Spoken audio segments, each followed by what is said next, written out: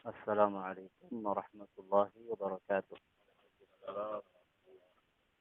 Bismillahirrahmanirrahim. Alhamdulillahi rabbil alamin. Wal 'aqibatu lil muttaqin. Wassalatu wassalamu ala asyrafil anbiya'i wal mursalin. Nabiyyina Muhammadin wa ala alihi wa sahbihi ajma'in. Subhanaka la ilma lana illa ma 'allamtana innaka antal alimul hakim. Wala haula wala quwwata illa billahil aliyyil 'azim. Assalamualaikum warahmatullahi wabarakatuh. Alhamdulillah, segala puji bagi Allah Subhanahu wa taala atas semua nikmat yang Allah berikan kepada kita. Salawat serta salam pada junjungan kita Nabi Agung Nabi besar Nabi Muhammad sallallahu alaihi wasallam, keluarga, sahabat pengikut beliau sampai akhir masa. Semoga kita semua tergolong pada hamba Allah dan umat Nabi yang diterima Allah Subhanahu wa taala. Amin ya rabbal alamin.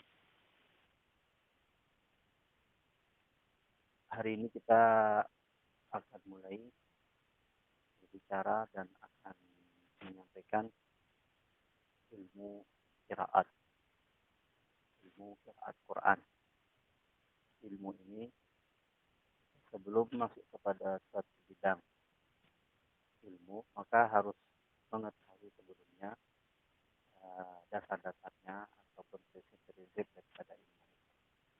Jadi harus tahu definisi, harus tahu pembahasannya tentang apa, dan manfaat, kaidah, buah daripada pengetahuan terhadap ilmu ini, keutamaan, dan seterusnya.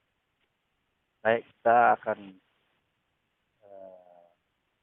ambil pelajaran kita ini dari sebuah kitab yang terkenal di dunia para qurra masa kini, yaitu karya daripada Syekh Abdul Fattah Al-Qadhi, ulama besar qiraat di Mesir, yang mana beliau ini adalah pernah menjadi pengawas kepada guru-guru qiraat di Mesir, dan setelah itu beliau pindah ke Madinah dan menjadi salah seorang guru dalam universitas jurusan qiraat di sana, Universitas Madinah. Banyak mempunyai karya, diantaranya adalah Al-Budur Az-Zahirah fil Qira'atil Asyarah Al-Mutawatirah. Ini nama kitab beliau yang berkaitan dengan qiraat 10, dan banyak lagi yang lain. Karena untuk meningkat waktu, kita langsung kepada pembahasan beliau sampaikan dalam kitab Muqaddimatul Budur. Jadi muqaddimah, pendahuluan dalam kitab beliau ini yang kita sampaikan, nanti akan ada praktek daripada bacaan-bacaan para imam tersebut. Definisi daripada ilmu qiraat yaitu ilmu yang dikenal dengannya cara mengucapkan kalimat-kalimat Quran ataupun riwayat-riwayat tentang kalimat-kalimat Quran, dan cara membacanya, baik yang disepakati maupun yang ada ikhtilafnya. Masing-masing dinisbahkan kalimat tersebut atau bacaan tersebut dan jalur-jalur bacaan tersebut kepada para penukilnya bersanad kepada Nabi Shallallahu Alaihi Wasallam. Itu definisinya. Ilmu yang bisa dikenal dengannya cara mengucapkan kalimat-kalimat Al-Quran. Kalimat-kalimat Al-Quran, dan baik yang disepakati maupun yang ada perbedaan dalam periwayatannya, masing-masing dinisbahkan kepada para penukilnya. Judulnya atau maudu'nya dalam bahasa Arabnya, kalau ta'rif tadi itu ilmun yu'rafu bihi kaifiyatun nutqi bil kalimatil Qur'aniyah wa tariqi adaiha atau wa tariqu adaiha ittifaqan wa ikhtilafan ma'a azwi kulli wajhin min aqili. Maudu'nya ataupun pembahasannya adalah yang dibahas dalam ilmu qiraat itu kalimat-kalimat Al-Quran dari cara pengucapan dan cara pembacaan. Cara membacanya. Samaratuhu, dan faedahnya, buah ilmu ini dan faedahnya, al-ismatu minal khata' fin nutq. Jadi faedah daripada mempelajari ilmu qiraat, melindungi seseorang minal khata', daripada kekeliruan di dalam mengucapkan lafaz-lafaz atau kalimat-kalimat Quran dan menjaga daripada perubahan, tahrif, dan taghyir, dan mengetahui pula para imam dengan apa bacaan daripada masing-masing imam, dan membedakan antara satu bacaan kepada bacaan yang lain, kepada bacaan yang boleh dibaca dengan yang tidak boleh dibaca. Itu ilmu sangat sangat bermanfaat sekali, ataupun faedahnya sangat besar, yaitu melindungi seseorang daripada keliru baca Al-Quran, dan juga tahu siapa periwayat bacaan tersebut, atau siapa perawinya yang membaca baru menyampaikan riwayat itu. Jadi kalau orang mengetahui ilmu qiraat, maka insya Allah dia akan terlindung daripada satu keliru daripada baca kalimat Quran, baca lafaz Quran, kemudian dia pun juga terlindung, terjaga daripada merubah lafaz Al-Quran, dan dia juga akan mengetahui siapa yang meriwayatkan riwayat yang berbeda ataupun bacaan kalimat yang berbeda tersebut, dan pun dia bisa membedakan antara yang boleh dibaca dengan yang tidak boleh dibaca. Keutamaannya, ilmu ini adalah termasuk ilmu yang diantara yang paling mulia daripada ilmu syar'i, yaitu bahkan dia yang paling mulia karena sangat hubungannya dengan kitab langit samawi yang diturunkan, yaitu Al-Quran.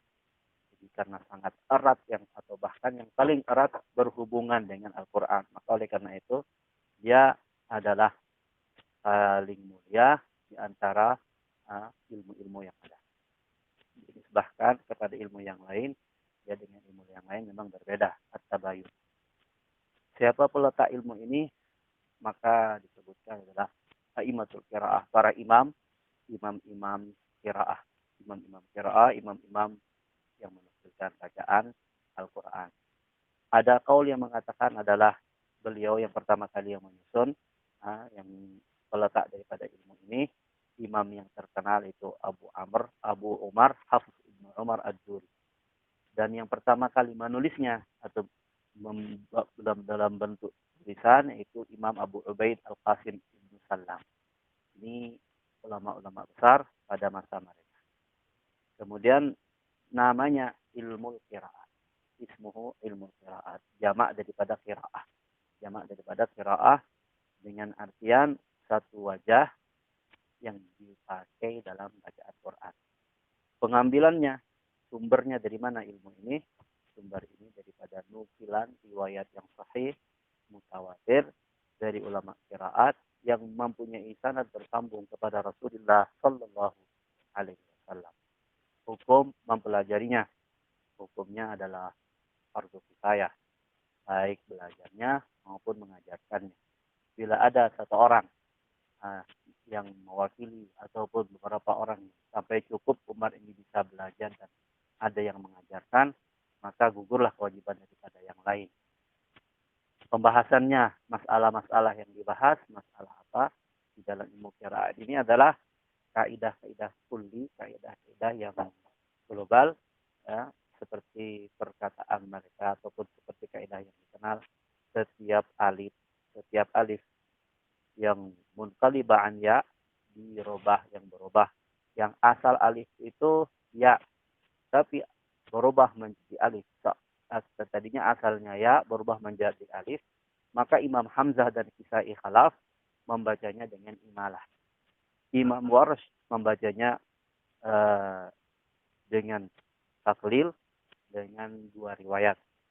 Dan setiap ra yang berbaris fathah atau berbaris kasrah, baris fathah atau baris dhammah, berbaris fathah, setiap ra baris fathah atau baris dhammah jatuh sesudah baris kasrah asli atau sesudah ya mati, maka ditipiskan, ditarfikkan oleh Imam Warsh. Dan begitulah seterusnya. Jadi kaidah itulah yang menjadi pembahasan utamanya. Kita ilmu ini yang terkenal kepada ulama-ulama besarnya yang dikenal adalah ulama 10, Al-Qurra Al-Asyarah, dan para perawi-perawi mereka, begitu pula turuknya, jalur-jalur kepada mereka. Kita akan masuk kepada satu persatu. Yang pertama namanya Imam Nafi' Al-Madani. Jadi dari kota Madinah ada seorang pakar Quran pada masanya Imam Nafi ini adalah ulama Quran tabi'in pada masa beliau.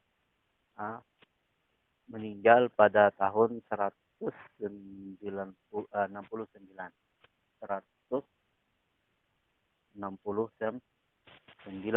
di Madinah. Asal usulnya dari Asfahan. Asfahan itu malah dari Parsia. Nama beliau Abu Ruwaim Nafi' bin Abdurrahman ibni Abi Nu'aim. Huwa Abu Ruwaim Nafi' ibn Abdurrahman ibni Abi Nu'aim Al-Laythi. Asal usulnya asal min Asfahan. Wafat di Madinah tahun 169. Yang kedua Imam Ibnu Katsir, dikenalnya dengan Ibnu Katsir. Nama beliau Abdullah Ibnu Katsir Al-Makki, termasuk tabi'in, wafat di Mekah tahun 120. Ibnu Katsir Abdullah Ibnu Katsir Al-Makki ini bukan Ibnu Katsir yang pengarang tafsir. Pengarang tafsir itu adalah ulama abad ke-7 Hijriah, sezaman dengan Imam Al-Zahabi, sezaman dengan Imam Al-Mizzi, sezaman dengan Imam Ibn Taimiyah dan lain-lain. Jadi itu Ibnu Katsir Al-Makki, ahli tafsir, Ibnu Katsir Ad-Dimashqi. Kalau ini Ibnu Katsir Al-Makki, jadi beda ujungnya. Ad-Dimashqi sama Al-Makki. Kalau Ad-Dimashqi ahli tafsir, kalau Al-Makki malah tabi'in yang menjadi salah seorang rujukan dalam bacaan Quran. Yang nanti kita insya Allah akan mulai dengan bacaan beliau ini. Karena beliau ini adalah dari kota Mekah. Jadi dulu Imam Syafi'i, imam kita ulama Indonesia ataupun warga Indonesia, ASEAN bahkan, Nusantara ini kebanyakannya bermadhab dengan madhab Imam Syafi'i. Tetapi hanya dalam mengikuti madhab fikihnya. Padahal dahulunya juga dengan ilmu qiraahnya. Jadi bacaan kita harus setidak-tidaknya ulama atau umat yang mengikuti Imam Syafi'i harus membaca riwayat Imam Ibnu Katsir. Sama dengan bacaan imam dalam fikihnya. Jadi mestinya beliau ini juga harus diketahui. Silahkan yang lain diketahui dan dipelajari dan dipraktekin. Tetapi Imam Ibnu Katsir ini adalah merupakan salah satu prioritas bagi umat Islam di Indonesia, semestinya setidak-tidaknya kalangan para guru ngajinya ataupun para pelajarnya. Imam Abdullah Ibnu Katsir, seorang tabi'in, wafat pada tahun 120 Hijriah. Ini dari kota Mekah. Kemudian Abu Amr Al-Basri. Ini nisbah kepada Al-Basri dari Basrah. Nama beliau Zayyan Ibnu Al-Ala Ibnu Ammar Al-Mazini Al-Basri. Atau ada yang mengatakan ada qaul qil ismuhu Yahya, ada lagi yang mengatakan itu adalah nama panggilan bapak dan ibunya atau disebut dengan kunyahnya. Wafat di Kufah tahun 154.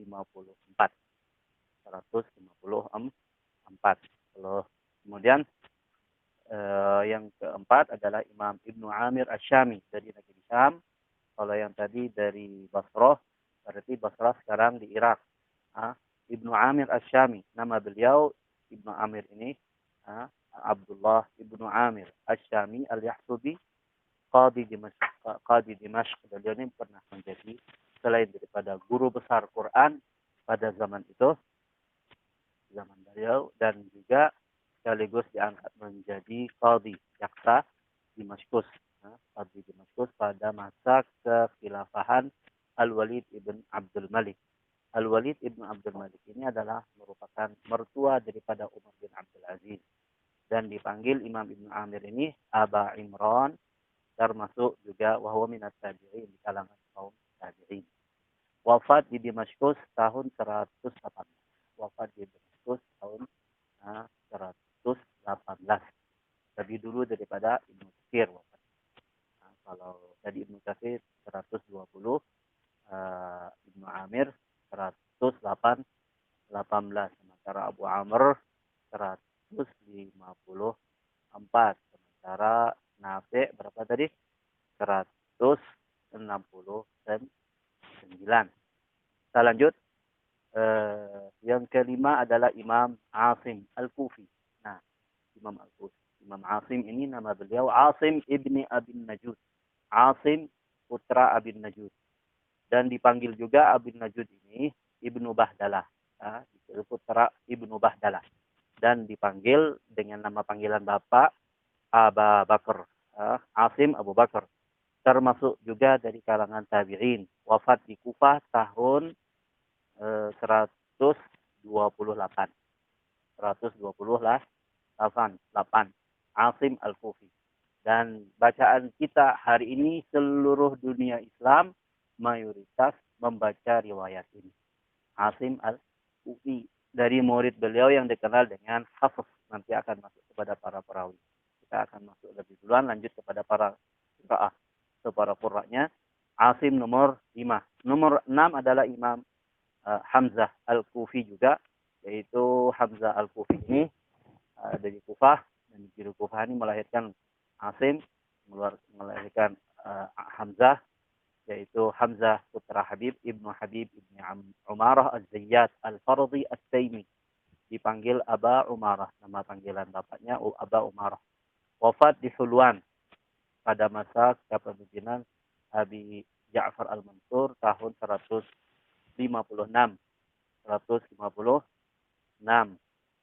Kemudian yang ketujuh Al-Kisai, Imam Al-Kisai Al-Kufi, atau nama beliau Ali ibn Hamzah An-Nahwi, dipanggil atau nama panggilan Abul Hasan, dan dikatakan Al-Kisai.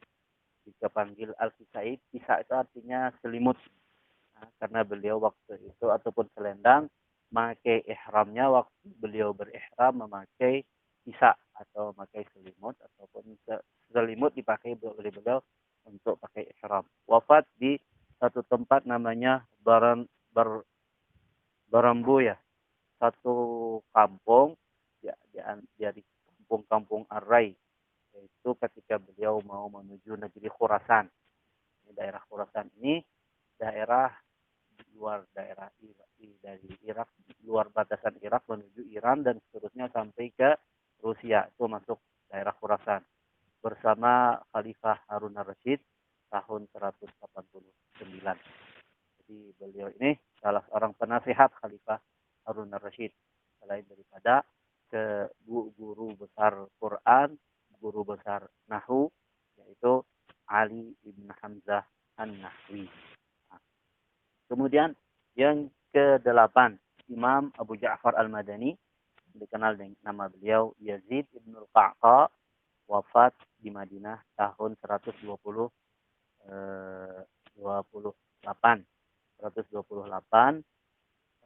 Tadi yang 128 siapa? Sama dengan Asim, 28 juga. Kemudian ya, yang ke-9 Ya'qub Al-Basri, yaitu Abu Muhammad Ya'qub ibn Ishaq ibn Zaid Al-Hadrami. Ya'qub Al-Basri ini asli dari nisbah kepada Hadramaut, tapi beliaunya di Basrah. Wafat di Basrah tahun 205. Khalaf Abu Muhammad Khalaf ibn Hisham, ini yang ke-10 daripada Qura 10, para Qura 10 tersebut, yaitu Khalaf ibn Hisham ibn Sa'lab Al-Bazzar Al-Baghdadi, wafat tahun 229 Hijriah. Nah, ini para qurra 10, nama-nama mereka dan nama-nama beliau ini, semoga Allah rahmati beliau semua, dan kita juga dapat manfaat dari kita dan daripada beliau, yang mana di antara mereka ini banyak sekali berjasa kepada Al-Quran, banyak sekali, sehingga Quran dengan semua riwayat-riwayatnya melalui mereka ini terjaga sampai kepada kita hari ini. Ini demikian mungkin perkenalan kepada nama-nama dan sedikit ringkas ya riwayat hidup mereka setelah wafat mereka dan nama lengkap daripada mereka. Semoga Allah berikan taufik untuk untuk kita umat Islam semua untuk menghidupkan ilmu-ilmu yang telah diwariskan oleh para